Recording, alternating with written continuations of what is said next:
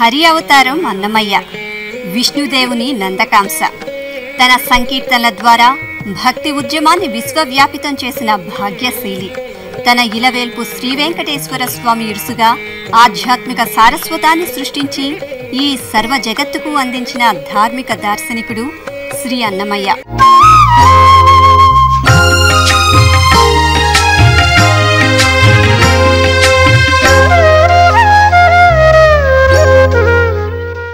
చిన్ననాడే జ్ఞానోదయం పొందిన అన్నమయ్య ఋషితుల్యుడు. తిరుగులేని తన సంకీర్తనల ద్వారా, సాహిత్యం ద్వారా మానవాళి జీవిత కాలానికి సరిపడా సత్యాన్ని సరఫరా చేసిన ధన్యజీవి. హరి సంకీర్తనాచార్యుడిగా, పదకవితా పితామహుడిగా, పంచమాగమ సార్వభౌముడిగా ప్రజల మన్ననలు అందుకున్న పరంజ్యోతి అన్నమయ్య. తెలుగు జనుల అంతర్వాణి అన్నమయ్య. బ్రహ్మమొక్కటే పరబ్రహ్మమొక్కటే అని సమాజ భావనను నొక్కి వక్కాణించిన యుగపురుషుడు అన్నమయ్య.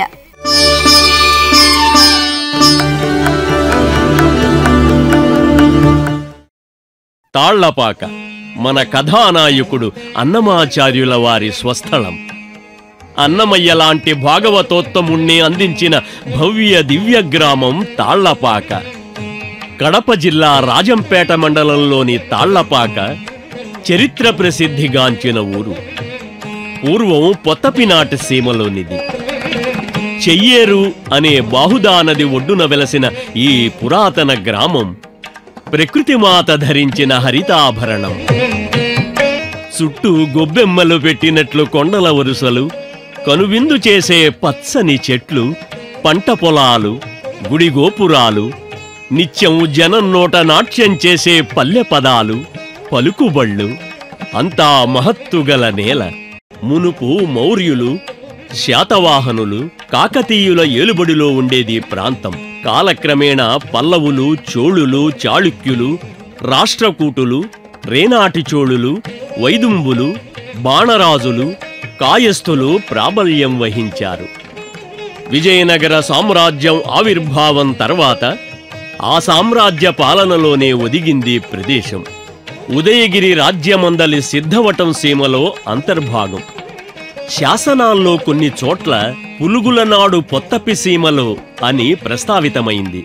అత్తిరాల గ్రామమందలి ఓ శాసనం అధిరాజేంద్ర మండలం మేర్పాకనాడులోని ఓ ప్రాంతం పొత్తపి అని పేర్కొనడం గమనార్హం.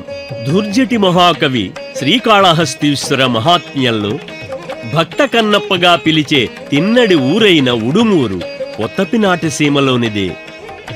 తాళ అంటే తాటి చెట్టు, పాక అంటే పూరిల్లు అని అర్థం. ప్రాచీన కాలంలో ఊరి నిండా తాడి చెట్లు, పూరిపాకలతో ఒప్పారే స్వయం సమృద్ధ గ్రామమైనందున ఈ ఊరికి తాళపాక అని పేరు. తాళపాకే క్రమంగా తాళ్లపాకగా మారింది. ఎళ్లపాక అని కూడా శాసనాల్లో కనిపిస్తుంది.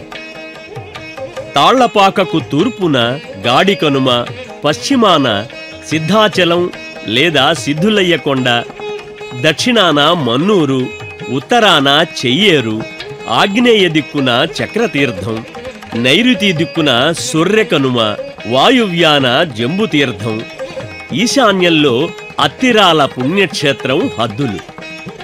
శ్రీహరివాసమైన శేషాచల సానువుల నుంచి ప్రవహించే చెయ్యేరు నీటిని గ్రోలిన అన్నమయ్య కృతజ్ఞుడై ఆ కొండలరాయుడి కడకే చేరుకోవడం విశేషం.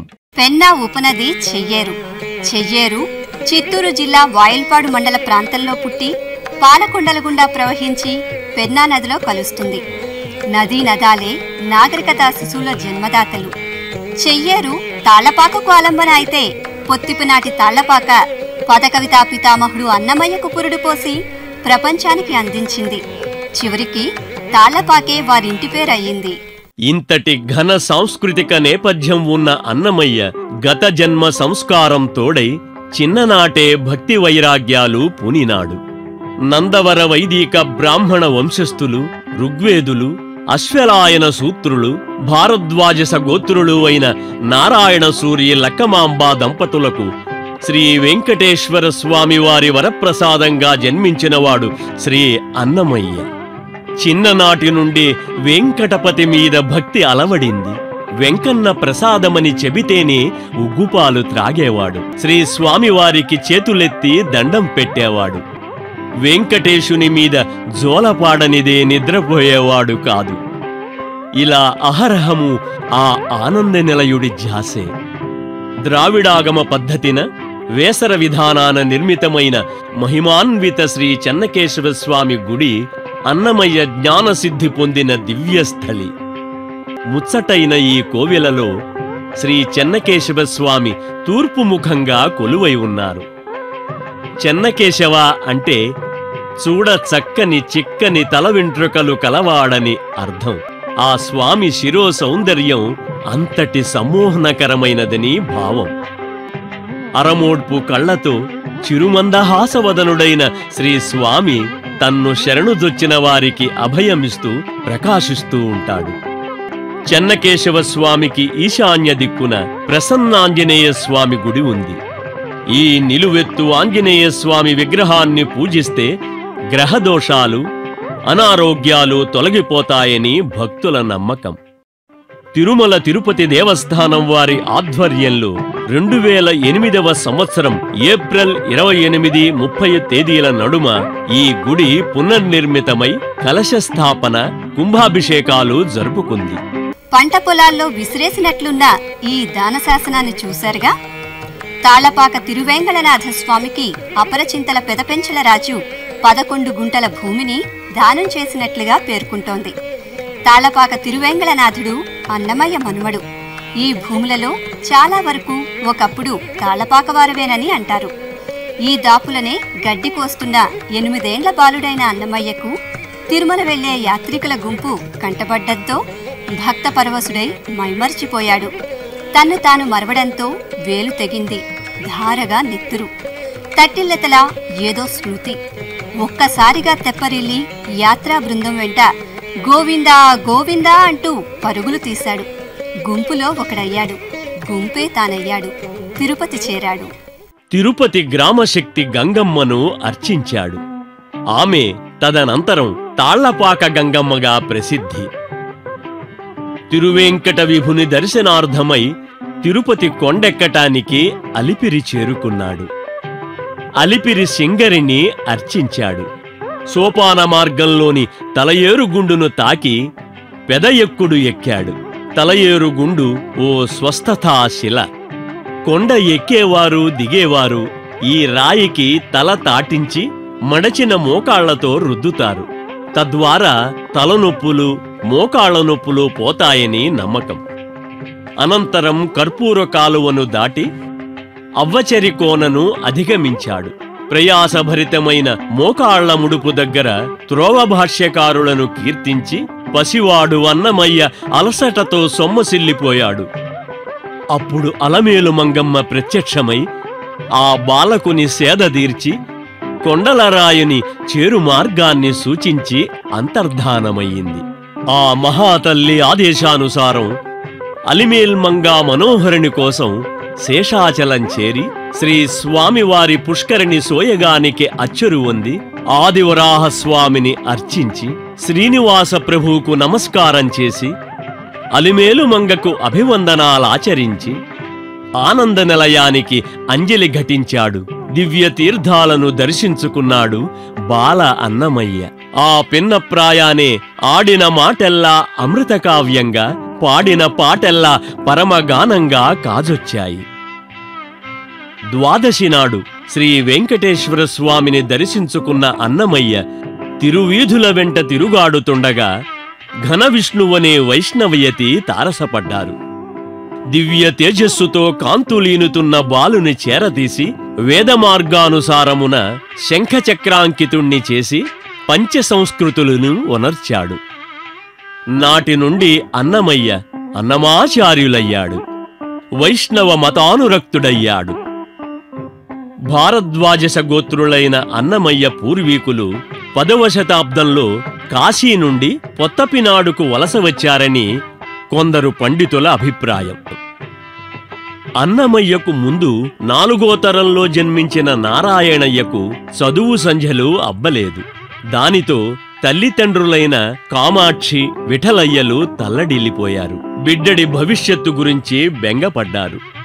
తమ బంధువుల ఊరైన నేటి రాజంపేట మండలంలోని ఊటుకూరు చేరారు. నారాయణయ్యకు గురువు బోధించిన విద్య తలకెక్కేది కాదు. తోటి పిల్లలు చేసే వేళాకోళాలతో మనసు గాయపడింది. అవమాన భారంతో చనిపోవటానికి నిశ్చయించుకుని ఊటుకూరు శివాలయంలోని ఓ పెద్ద పుట్టలో చేయి ఉంచాడు.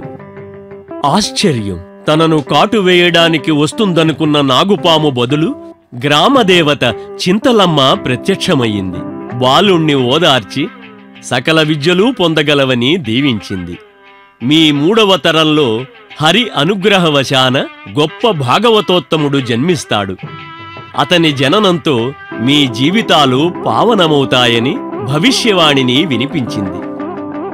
అన్నమయ్య జనన నేపథ్యానికి కారణమైన మహిమాన్విత ప్రదేశమే ఊటుకూరు శివాలయం. ఈ పురాతన శివాలయంలో కామాక్షి సమేత శ్రీ నాగలింగస్వామి కొలువై ఉన్నాడు.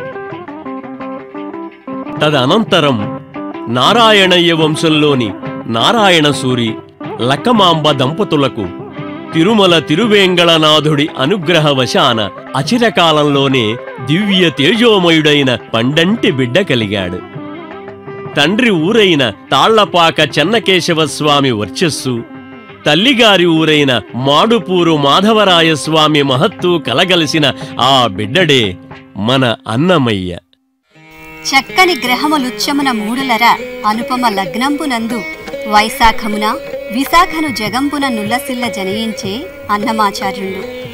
వరపుత్రుడు అన్నమయ్య పుట్టింది శాలివాహన శకం 1330వ సంవత్సరం వైశాఖ మాసం విశాఖ నక్షత్రయుక్త దినాన, అంటే క్రీస్తు శకం 1408వ సంవత్సరం మే నెల 9 నాటి బుధవారమని ఒకరంటే, కాదు అన్నమయ్య జనన సంవత్సరం 1424గా కొందరు పండితుల వాదన. ఏది ఏమైనా తిరుమల తిరుపతి దేవస్థానం వారు మాత్రం 1408 సంవత్సరాన్నే ప్రాతిపదికగా తీసుకుని అన్నమయ్య జయంత్యుత్సవాలను ఘనంగా నిర్వహిస్తూ వస్తున్నారు. శ్రీ వెంకటేశ్వర స్వామి అనుగ్రహాన్ని పుష్కలంగా పడిసిన అన్నమయ్య యుక్త వయస్సున తిమ్మక్క అమ్మక్కలను పెండ్లాడాడు. మనకు తెలిసినంతవరకు మంజరి ద్విపదలో వ్రాసిన సుభద్రా కళ్యాణం కావ్య కృతికర్త అయిన తాళ్లపాక తిమ్మక్కే తెలుగులో తొలి కవయిత్రిగా ముద్ర. అన్నమయ్య గృహస్థాశ్రమ ధర్మాన్ని నిర్వర్తిస్తున్నప్పటికీ తన భగవత్తత్వాన్ని మరువలేదు. సంకీర్తనల గానం విడువలేదు. సంకీర్తనల యజ్ఞాన్ని నిర్వహిస్తున్న అన్నమయ్య వేదాంత రహస్యాలు తెలుసుకోవాలనే సంకల్పంతో నాటి ప్రసిద్ధ వైష్ణవ క్షేత్రం అహోబిలంకు పయనమయ్యాడు. అహోబిలం నేటి కర్నూలు జిల్లా ఆళ్లగడ్డ దగ్గరి నల్లమల అరణ్యం నడుమ కొలువై ఉన్న పుణ్యస్థలం. 108 దివ్య తిరుపతుల్లో ఒకటి. అహోబల మఠం స్థాపకుడైన ఆదివన్ శఠగోపయతిని అన్నమయ్య ఆశ్రయిస్తాడు. సాక్షాత్తు అహోబిల నారసింహుడే ఆదివన్ శఠగోపయతికి దీక్షను వసగాడని ప్రతీతి. విజయనగర సార్వభౌముడు శ్రీకృష్ణదేవరాయల అష్టదిగ్గజాలలో ఒకరైన అల్లసాని పెద్దన్నకు సైతం శఠగోపయతే గురువు.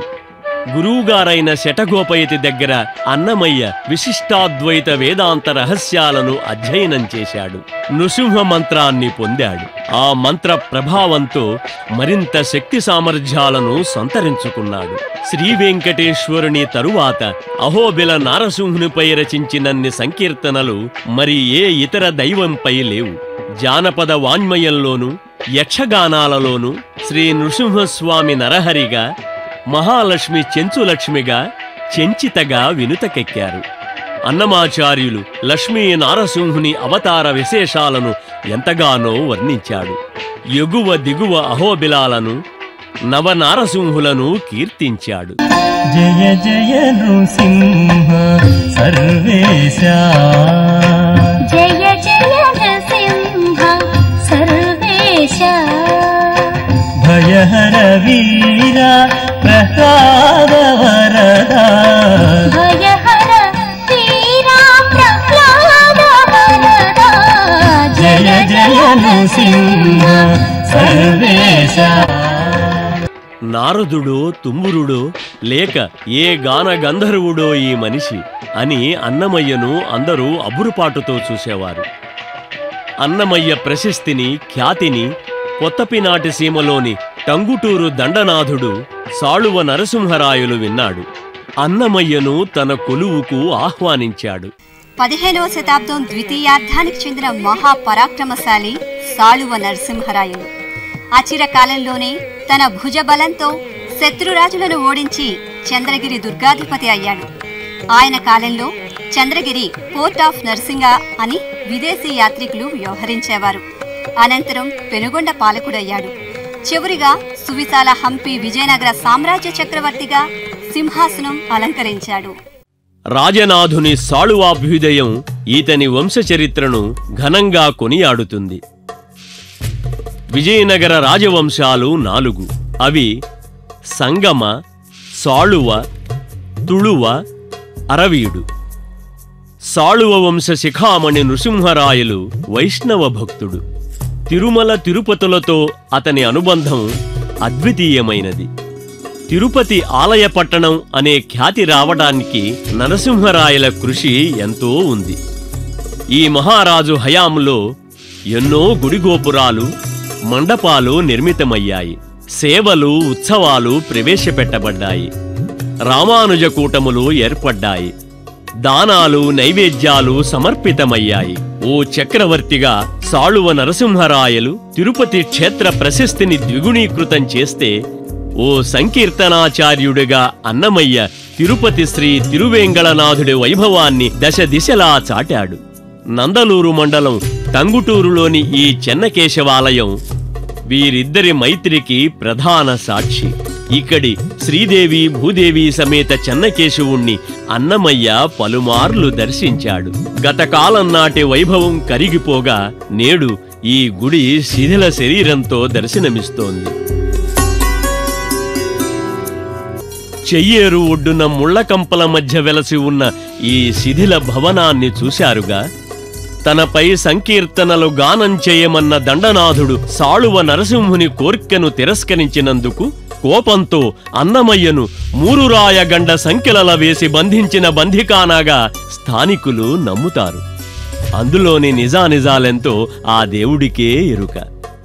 రాజాశ్రయం వదిలిన అన్నమయ్య ఆ పరాత్పరుడి చెంతనే కాలం గడపసాగాడు.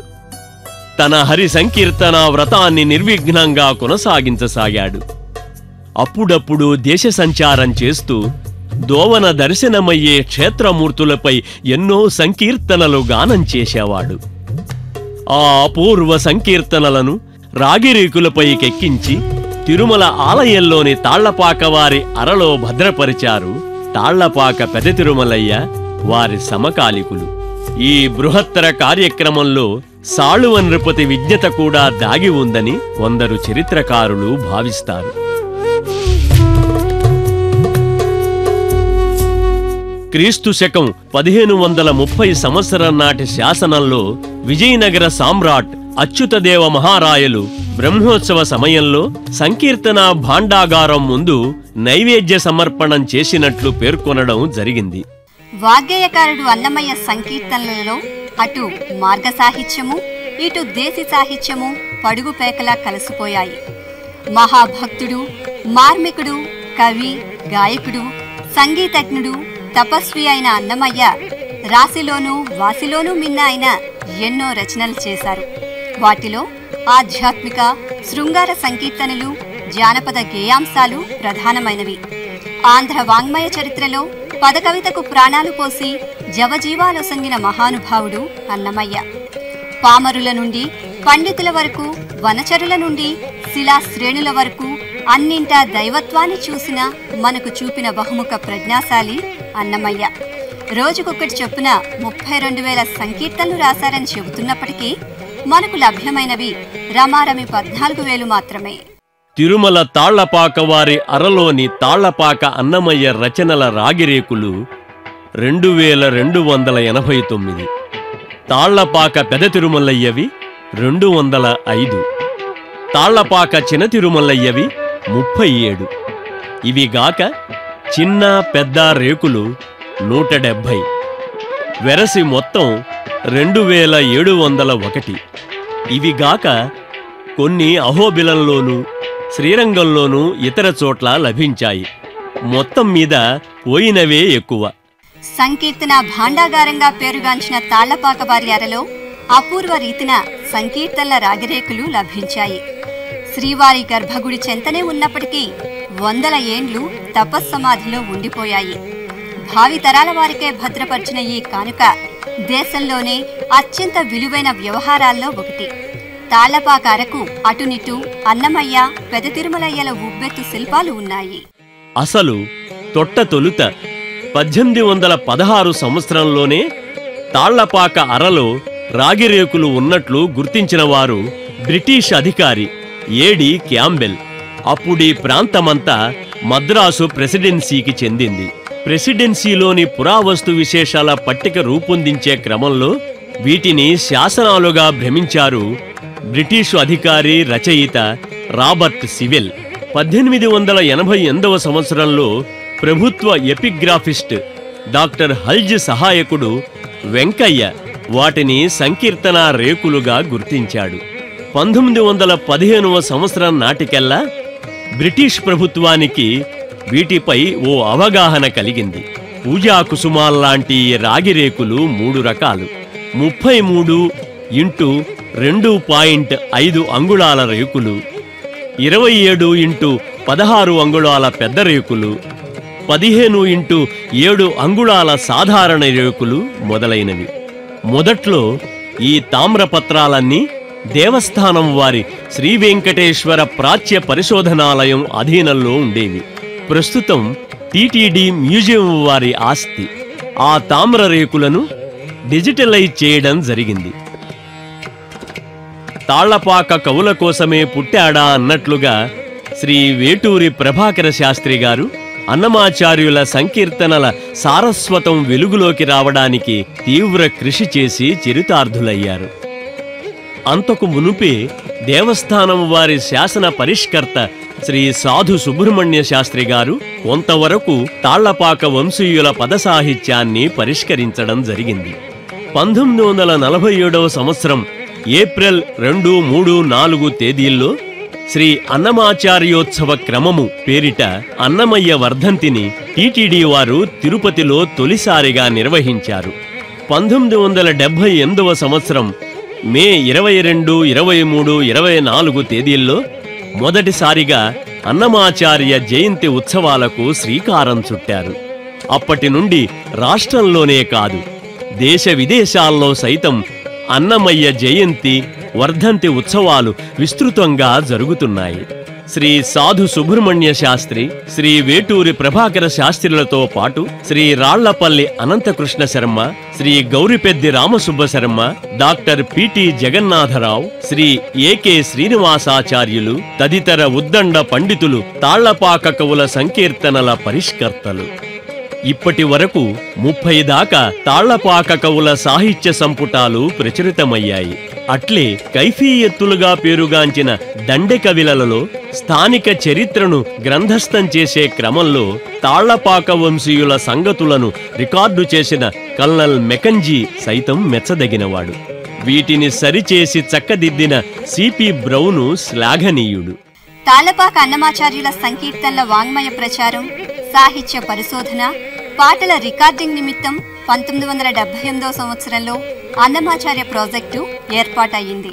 అప్పటి TTD EO Shri PVRK Prasad ఈ ప్రతిష్టాత్మక ప్రాజెక్టుకు పథక రచన చేశారు. ప్రాజెక్టు తొలి డైరెక్టరుగా శ్రీ కామిశెట్టి శ్రీనివాసులు వ్యవహరించారు. అన్నమయ్య కీర్తనల పట్ల ఆసక్తి, అభినివేశం ఉండటంతో పైగా తన స్వరమాధుర్యంతో వ్యాఖ్యానం చేసి అన్నమయ్య పాటలకు విస్తృత ప్రాచుర్యాన్ని కల్పించారు. అన్నమాచార్య ప్రాజెక్టు ఏర్పడినప్పటినుంచి తాళ్లపాక కవులకు సంబంధించి తెలుగు, హిందీ, తమిళ, ఇంగ్లీషు భాషల్లో పలు పుస్తకాలు ముద్రితమయ్యాయి. ఎన్నో ఆడియో క్యాసెట్లు, సీడీలు, డివిడీలు విడుదలయ్యాయి. పదకవితా పితామహుడు అన్నమయ్య జన్మస్థలమైన తాళ్లపాకను 1979వ సంవత్సరంలో టీటీడీ వారు దత్తత తీసుకున్నారు. చెన్నై కడప జాతీయ రహదారిలో కడప జిల్లా రాజంపేట నుంచి 7 కిలోమీటర్ల దూరంలో తాళ్లపాక గ్రామం వస్తుంది. రాచపాళెం, బైటిపాళెం, వడ్డిపాళెం, హరిజనవాడ కలగలిసి తాళ్లపాక గ్రామంగా ఏర్పడ్డాయి. తాళ్లపాకను అభివృద్ధి చేయదలచి టీటీడీ పలు కార్యక్రమాలు చేపట్టింది. శిథిలమైన చెన్నకేశవ, సుదర్శన చక్రతాళ్వార్, సిద్ధేశ్వరాలయాలను పునరుద్ధరించి పూజాధికాలు సక్రమంగా జరిగేలా చర్యలు తీసుకుంది. పూర్వం అన్నమయ్య వంశీకుల ఇళ్ళు వాకిళ్ళు ఉన్న ప్రాంతంగా చెప్పుకునే ప్రదేశంలో మండపం నిర్మించి అన్నమాచార్యుని విగ్రహాన్ని నెలకొల్పింది. ప్రజలు భజనలు, ధ్యానం చేసుకోవటానికి వీలుగా అన్నమాచార్య ధ్యాన మందిరాన్ని 1982 జులై 3న ప్రారంభించారు. కళ్యాణ మండపాన్ని సైతం టీటీడీ నిర్మించింది. ప్రతి శని, ఆదివారాల్లో సాయంత్రాలు అన్నమాచార్య ప్రాజెక్టు వారి పాట కచేరీ, హరికథా గానం ఉంటాయి. తాళ్లపాక గ్రామంలోని పురాతన శ్రీ సిద్ధేశ్వరాలయం దర్శనీయ స్థలం. సుమారు 1000 ఏండ్ల క్రితం నాటి ఈ శివాలయంలో కామాక్షి సమేత సిద్ధేశ్వర స్వామి వారు కొలువై ఉన్నారు. మూలమూర్తి జనమేజయ మహారాజు ప్రతిష్ఠితం అని అంటారు. పాటిగడ్డ ఇక్కడ చరిత్ర శ్వాసిస్తుంది. తాళ్లపాక వడ్డిపాలెంను ఆనుకుని ఉన్న ఈ దిబ్బ ఉన్న స్థలంలో పూర్వం మట్టికోట ఉండేది. చెయ్యేరు నుంచి త్రవ్వుకున్న కాలువలతో శత్రుముఖులు చొరబడకుండా నిరోధించే అగట్టలతో పరివేష్టితమై ఒప్పారేది. ప్రస్తుతం ఇదంతా నిన్నటి చరిత్ర. నేడు ఈ ప్రదేశమంతా అన్యాక్రాంతమైన స్థితిలో ఉంది. కాయస్తాంబదేవుని మంత్రి ఘోడరాయ గంగయ్య దేవుడు తాళ్లపాకలో గండపెండేర కాలువ త్రవ్వినట్లు క్రీస్తు శకం 1279 సంవత్సరం కాలం నాటి శాసనం చెబుతోంది. గతంలో పురావస్తు శాఖ వారి త్రవ్వకాల్లో ఎన్నో విగ్రహాలు, మట్టి కాగులు, మృణ్మయ పాత్రలు వెలుగు చూశాయి. అలనాటి చరిత్రకు సజీవ సాక్ష్యంగా ఓ వీరగల్లు మాత్రం తుప్పల్లో పడి ఉంది. యుద్ధంలో మరణించిన వీరుల స్మృత్యర్థం ఇలాంటి శిలలను పాదుకొల్పడం అలనాటి ఆచారం. అన్నమయ్య లాంటి మహిమాన్వితుడికి జన్మనిచ్చిన తాళ్లపాక వీరభూమి, పురాచరిత్ర కలిగిన సాంస్కృతిక నేల. ఇంకా చెయ్యేరుకు ఆవలి ఒడ్డున ఉన్న నందలూరు సౌమ్యనాథాలయం ఓ శిల్పకళా ఖజానా. ప్రస్తుతం ఆర్కలాజికల్ సర్వే ఆఫ్ ఇండియా వారి ఆధీనంలో ఉంది. ఈ సౌమ్యనాథుని ప్రస్తుతిస్తూ అన్నమయ్య కీర్తనలు కూడా ఆలపించాడు. ప్రఖ్యాత చైనా యాత్రికుడు హుయాన్సాంగ్ ప్రస్తావించిన 2000 ఏండ్ల క్రితం నాటి ఆడపూరు గుట్టమీది బౌద్ధారామం ఈ ప్రాంత ఔన్నత్యానికి సజీవ సాక్ష్యం. బుద్ధుడి మీద కూడా అన్నమయ్య సంకీర్తనలు ఉన్నట్లుగా చెబుతారు. లెంబాక అనే లేబాక కామాక్షి అమ్మ సమేత శివాలయం, అక్కడి మనోహర శిల్పాలు, గణపతి, వీరభద్ర విగ్రహాలు మనల్ని కట్టిపడేస్తాయి. కాయస్థ వంశజుడు, మహావీరుడు అంబదేవ మహారాజు హయాంలో అంతరగంగనరాయ సహస్రమల్లు కాలవ త్రవ్వబడింది. దాపులనే ఉన్న పురాతన చెన్నకేశవాలయం ఒకప్పుడు ఓ వెలుగు వెలిగింది. ఒకటా రెండా? అన్నమయ్య కాలంలో పొత్తపినాటి సీమ లెక్కలేనన్ని గుడి గోపురాలతో, పచ్చని పంట చేలతో, ఆటపాటలతో, జానపదుల పదాలతో, విభిన్న ఆచార వ్యవహారాలతో కళకళలాడుతూ ఉండేది. ఈ వైవిధ్య నేపథ్యమే అన్నమయ్య లాంటి సంకీర్తనాచార్యుడి ఆవిర్భావానికి కారణభూతమయ్యింది. ఈ ఘన వాతావరణమే అన్నమయ్య లాంటి పరమయోగిని శ్రీ వెంకటేశ్వర స్వామి పాదారవిందాల వద్ద ప్రణమిల్లేలా చేసింది. అక్షరాల అక్షయ పాత్ర అన్నమయ్య, జ్ఞాన కామధేనువు అన్నమయ్య, ఆచంద్రార్కం జగద్వ్యాపితంగా అన్నమయ్య పదాలు గుబాళిస్తూనే ఉంటాయి. అన్నమయ్యకు నమోవాకాలు. తిరుమల శ్రీ స్వామివారికి జరిగే ప్రధానోత్సవాలలో కళ్యాణోత్సవం ఒకటి. సాక్షాత్తు శ్రీ వెంకటేశ్వర స్వామికి కళ్యాణోత్సవ సమయంలో కాళ్లు కడిగి కన్యాదానం చేసే అదృష్టం దక్కించుకున్నవారు తాళ్లపాకవారు. ఇప్పటికీ తాళ్లపాక వంశీయులే కళ్యాణోత్సవ సందర్భంగా అమ్మవారి తరపు ఇంటివారై శ్రీ స్వామివారికి మామగారుగా వ్యవహరిస్తారు. తిరుమల ఆలయ సాంప్రదాయంలో తాళ్లపాకవారి లాలి, తరిగొండమ్మ హారతి అనే వ్యవహారం నడుస్తూ ఉంటుంది. రాత్రిళ్ళు శ్రీ స్వామివారి ఏకాంత సమయంలో తాళ్లపాక అన్నమయ్య కీర్తన వినందే పరాత్పరుడు పవళించడు. అదేవిధంగా మహాభక్తురాలు మాతృశ్రీ తరిగొండ వెంగమాంబ ముత్యాలహారతి లేనిదే శ్రీ స్వామివారికి మనస్సు ఇచ్చగించదు. పాతతరం కవులు కవయిత్రుల్లో తరిగొండ వెంగమాంబ మాత్రమే తన శ్రీ వెంకటాచల మహాత్మ్యం గ్రంథంలో పూర్వ కవీశ్వర వందనం సందర్భంగా వరలబ్ధం అన్నమయ్య అంటూ స్తుతించడం ఒక విశేషం. తన శేష జీవితాన్ని శ్రీ స్వామి సన్నిధిలో గడిపిన అన్నమయ్య దుందుభినామ సంవత్సరం పాల్గొన బహుళ ద్వాదశి నాడు శాలివాహన శకం 1424 అంటే క్రీస్తు శకం 1503 సంవత్సరంలో పరమపదం చేరుకున్నారు. తిరుమలలో శ్రీవారి ఆలయానికి ఉత్తరాన వరాహస్వామి గుడికి వెనుక ఉన్న ఈ ద్వాదశి మండపం అన్నమయ్య అవతార పరిసమాప్తిని జ్ఞాపకం చేస్తుంటుంది. ఇక్కడే ఒకప్పుడు తాళ్లపాక వంశీకుల ఇల్లు ఉండేది. అన్నమాచార్యుల వారిని తమ గురువుగా దైవంగా భావించే తాళ్లపాక వంశకవులు అన్నమయ్య నిర్యాణం తిథిని పురస్కరించుకొని సంవత్సరీకం జరుపుకుంటారు. అన్నమయ్య 600 ఏండ్ల జయంత్యుత్సవాలను పురస్కరించుకుని తాళ్లపాక సమీపాన 108 అడుగుల అన్నమయ్య విగ్రహాన్ని నెలకొల్పారు. తన సంకీర్తనలతో అజరామరుడైన అన్నమయ్యకు నివాళి ఈ ఆకసమెత్తు విగ్రహం.